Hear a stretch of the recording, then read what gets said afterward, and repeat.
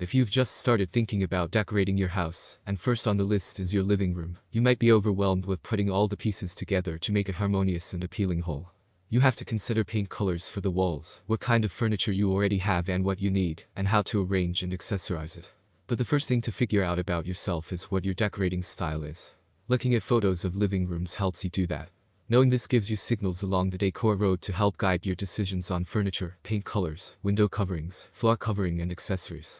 Read these tips on how to get started with your decor style in mind. Furniture. The common problem people have is not knowing how to arrange their living room furniture.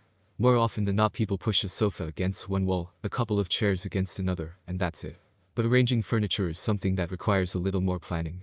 There are important considerations like choosing a focal point, creating conversation areas, and considering traffic flow. Area rugs. Area rugs can be a huge trouble spot and a challenge to get right in your room. There are several reasons why it's important to use them, but before buying something simply because you like it, make sure you know all the rules of thumb for area rugs. The most important consideration with any area rug is the size. When an area rug is too small, it can make the entire room look disjointed, so make sure you know the best size for your room and the way your furniture is arranged. All the furniture should be sitting on top of the rug, and ideally, there should be about 10 to 20 inches of bare floor between the edges of the area rug and a wall. Art. Empty walls are a sign of an incomplete room. This doesn't mean you need to fill every inch, but decorating the walls with art is important. It's important, but it does not need to be expensive to create an enticing and cohesive look. What one person considers art might be drastically different from what someone else thinks. The best thing to do is to follow your instincts when it comes to what you like and what will go in your room. Get informed on the basic rules of what to hang and how to arrange. Lighting. Lighting is a somewhat complex element of any room. In living rooms, it's less so than in more utilitarian rooms like kitchens, but there are still some important considerations that should not be ignored. Most importantly, you should include each of the three main types of lighting: ambient, task, and accent.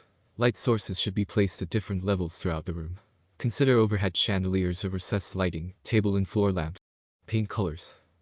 Choosing just the right paint color is something a lot of people struggle with, and if there's one thing that most people do wrong, it's choosing the paint color first. Painting is relatively easy. Painting can be a pain, but it's not difficult, and it's inexpensive, so choose your more expensive pieces first, and then choose a color base. Measurements. No matter what part of the room you're working on, be it the rugs, window treatments, or furniture arrangements, make sure you know their ideal measurements and the size of the space where you want to place furniture pieces.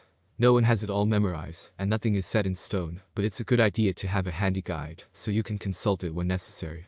Rules offer good guidance, but ultimately you need to do what works best for you and your space, and is the most pleasing to your eye.